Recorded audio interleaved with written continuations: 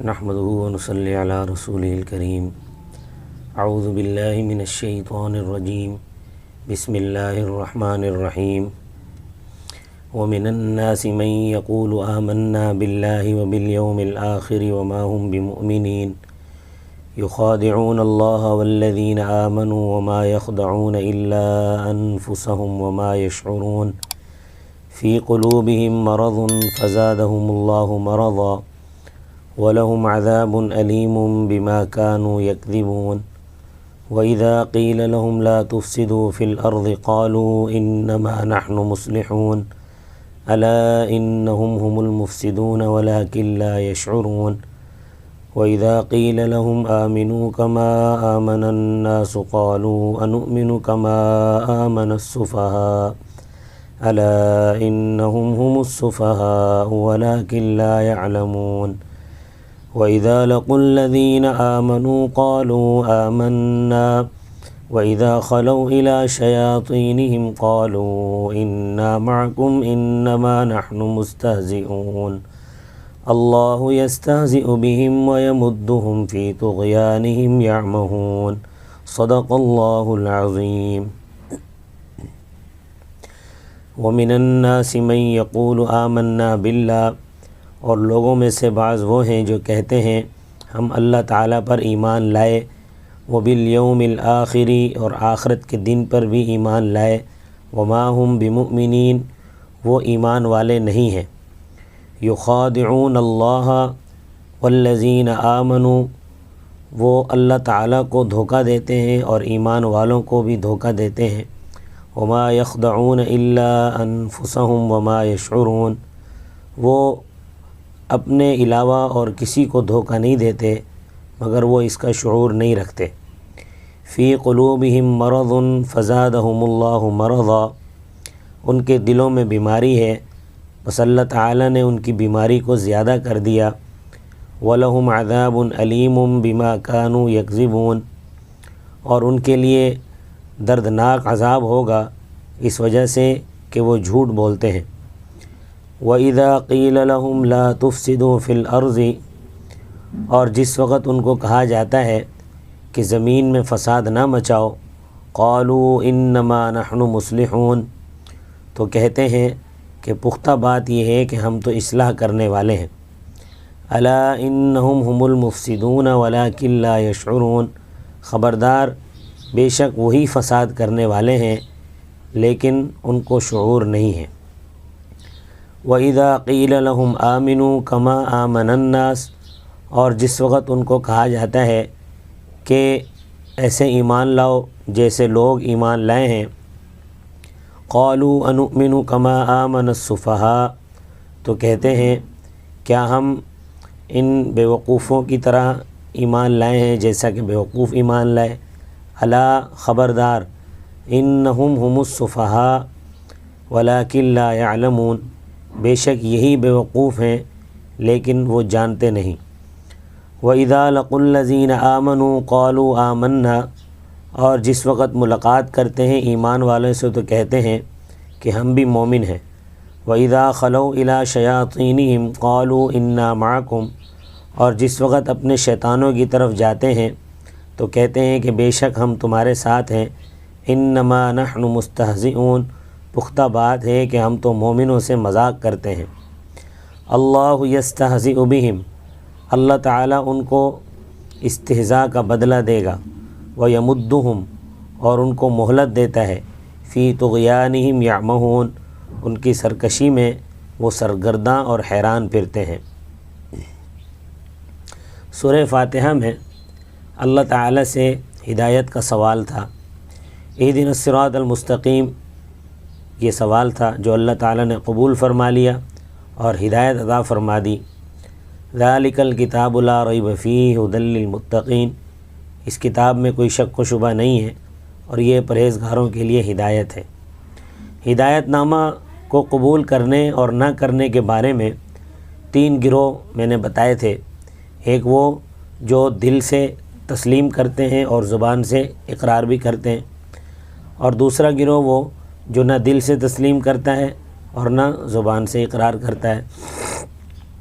پہلا گروہ جو دل سے بھی تسلیم کرتے ہیں اور زبان سے بھی اقرار کرتے ہیں ان کو اولئک هم المفلحون کہا گیا، اور دوسرا گروہ جو نہ دل سے تسلیم کرتے ہیں اور نہ زبان سے اقرار کرتے ہیں ان کو کافر کہا گیا۔ ان الذین کفروا سے لے کر ولہم عذاب عظیم تک ان کا ذکر تھا۔ تیسرا گروہ کہ جو زبان سے اقرار کرتا ہے مگر دل سے تسلیم نہیں کرتا، جس کو شریعت کی اصطلاح میں منافق کہتے ہیں۔ وَمِنَ النَّاسِ مَن يَقُولُ آمَنَّا سے لے کر ان اللہ علی کل شیء قدیر تک ان کا تذکرہ ہے۔ فقہاء کرام، محدثین عظام، مفسرین اکرام رحمۃ اللہ علیہم فرماتے ہیں کہ نفاق کی دو قسمیں ہیں، ایک نفاق اعتقادی ہے اور دوسرا نفاق عملی ہے۔ اعتقادی منافق وہ ہوتا ہے جو دل سے بالکل تسلیم نہیں کرتا، یعنی اس کے دل میں ایمان بالکل نہیں ہوتا، لوگوں کو دھوکہ دینے کے لیے کہتا ہے کہ میں مومن ہوں لیکن ہوتا منافق ہے۔ یہ منافق کافر اور مشرک سے بھی بدتر ہوتا ہے، اس سے زیادہ خطرناک ہوتا ہے، اس لیے اس کی سزا بھی اللہ تعالیٰ کے ہاں سب سے زیادہ سخت ہوگی۔ اللہ تعالیٰ فرماتے ہیں ان المنافقین فی الدرک الاسفل من النار، بے شک منافق دوزخ کے سب سے نچلے طبقے میں ہوگا، جو سب سے زیادہ سزا والا طبقہ ہے۔ دوسرا نفاق عملی ہے۔ عملی منافق اس کو کہتے ہیں کہ اس کے دل میں ایمان موجود ہو مگر اعمال منافقوں والے کرتا ہے۔ حضرت صلی اللہ علیہ وسلم نے عملی نفاق کی 4 علامتیں بیان فرمائی ہیں۔ جس شخص میں ایک علامت ہوگی وہ 1 درجے کا منافق ہوگا، اور جس شخص میں 2 علامتیں ہوں گی وہ 2 درجے کا منافق ہوگا، اور جس شخص میں 3 علامتیں پائی جائیں گی وہ 3 درجوں کا منافق ہوگا، اور جس شخص میں 4 علامتیں پائی جائیں گی وہ 4 درجوں کا منافق ہوگا۔ وہ منافقاً خالصاً پکا منافق ہے۔ ہمیں خالی الذہن ہو کر ٹھنڈے دل سے سوچنا چاہیے کہ ان علامات میں سے کوئی علامت ہمارے اندر تو نہیں ہے، اگر ہے تو بہت بری بات ہے۔ وہ علامتیں کیا ہیں؟ حضور صلی اللہ علیہ وسلم نے فرمایا اذا حدث کذب، جب بات کرتا ہے تو جھوٹ بولتا ہے، یہ منافق کی پہلی علامت ہے۔ اور جھوٹ کسے کہتے ہیں؟ کہ ہر وہ بات جو واقعہ کے خلاف ہو شریعت اسے جھوٹ کہتی ہے۔ اب ہمیں اپنے گریبانوں میں جھانک کر دیکھنا چاہیے کہ ہم نے کبھی زندگی میں جھوٹ تو نہیں بولا، اگر بولا ہے تو ہمیں اپنے آپ کو 1 درجے کا منافق سمجھنا چاہیے، کیونکہ حضرت صلی اللہ علیہ وسلم کا فرمان بالکل حق اور سچ ہے۔ ابو داؤد شریف میں روایت ہے کہ حضرت صلی اللہ علیہ وسلم ایک جگہ تشریف لے جا رہے تھے۔ حضرت اسماء بنت یزید، یہ بڑے بلند پائے کی صحابیہ ہیں، ان کا بچہ بچوں میں کھیل رہا تھا، تو ان کو اپنے بچے سے کوئی کام نہ تھا، اس کو بلایا، وہ نہ آیا۔ بچوں کو کھیل سے پیار ہوتا ہے، بچے کھیل کود کرتے رہتے ہیں، تو بار بار بلانے کے باوجود بھی جب نہ آیا تو انہوں نے کہا کہ آؤ میں تمہیں کوئی چیز دوں گی۔ یہ بچے کو لالچ دیا تو وہ بچہ آ گیا۔ حضرت صلی اللہ علیہ وسلم کھڑے ہو گئے کہ بچے کو کوئی چیز دیتی ہے کہ نہیں دیکھنے کے لیے، پھر فرمایا کہ اس کو کوئی چیز دے تاکہ تو جھوٹ سے نکل جائے، اگر نہیں دے گی تو تیرا جھوٹ ہوگا۔ اب یہ مسئلہ اچھی طرح یاد رکھنا چاہیے، خصوصاً عورتوں کو، کہ یہ بچوں کو لالچ دیتی ہیں کہ آؤ میں تمہیں کچھ دوں گی، لیکن دیتی کچھ نہیں ہے، یہ جھوٹ ہے۔ اور چیز بھی وہ ہو جس سے بچہ مطمئن ہو، مٹی یا ریت وغیرہ نہ ہو، اس طرح جھوٹ سے نہیں نکلو گے مٹی یا ریت دے کر۔ تو ہماری حالت یہ ہے کہ جھوٹ بول بول کر تو ہماری جھوٹ سے نفرت ہی ختم ہو گئی ہے، اور ہیں ہم پکے مومن۔ ہونٹوں کے پاس فرشتے ہوتے ہیں، اللہ تعالیٰ کی طرف سے ان کے ذمہ ڈیوٹیاں ہیں، کوئی درود شریف پہنچانے پر مقرر ہے، کوئی سبحان اللہ اور الحمدللہ پہنچانے والا ہے، مگر جھوٹ کی اتنی بدبو ہوتی ہے کہ جب کوئی آدمی جھوٹ بولتا ہے تو فرشتے 1 میل دور بھاگ جاتے ہیں، لہذا جھوٹ سے بچنا چاہیے۔ منافق کی دوسری نشانی فرمایا اذا وعد اخلف، یا اذا وعد خلف، کہ جب وہ وعدہ کرتا ہے تو خلاف ورزی کرتا ہے، وَإِذَا عَاهَدَ غَدَرَ، جب وہ معاہدہ کرتا ہے تو غداری کرتا ہے۔ وعدہ اور معاہدے میں فرق ہے۔ جب کسی سے انفرادی طور پر وعدہ ہو، کسی سے انفرادی طور پر کوئی بات جو ہے وعدہ کر لیا جائے تو یہ وعدہ کہلاتا ہے، اور اگر کسی جماعت کے ساتھ یا جماعتی شکل میں یا حکومتی سطح پر کسی سے کوئی بات طے ہو جائے تو اس کو معاہدہ کہتے ہیں۔ وعدے اور معاہدے کی خلاف ورزی کرنا یہ بھی منافق کی علامت ہے۔ آپ دیکھ لیں کہ آج اس وقت دنیا میں جتنی بھی حکومتیں ہیں ساری اس مد میں الا ماشاءاللہ ان کا ظاہر کچھ اور ہے اور باطن کچھ اور ہے۔ حالانکہ قرآن کریم میں ہے ان العہد کان مسئولا، وعدے کے بارے میں سوال ہوگا، لہذا وعدہ کسی سے کرو تو سوچ سمجھ کر کرو کہ اس کو پورا بھی کر سکو، اگر نہیں پورا کر سکتے تو پھر وعدہ ہی نہ کرو، اور اگر کسی سے وعدہ کر لیا ہے تو پھر اس کو ضرور پورا کرو۔ البتہ ایک صورت یہ بھی ہے کہ اگر جب کسی سے وعدہ ہو رہا تھا تو اس وقت اس کو پورا کرنے کی نیت نہیں تھی، اس کو ارادہ نہیں تھا، یا اس کو پورا کرنے کا نیت تو تھی اور ارادہ تو تھا، لیکن بعد میں کوئی ایسا عارضہ پیش آ گیا جس کی وجہ سے وہ وعدہ پورا نہیں ہو سکا، تو یہ ایک الگ بات ہے۔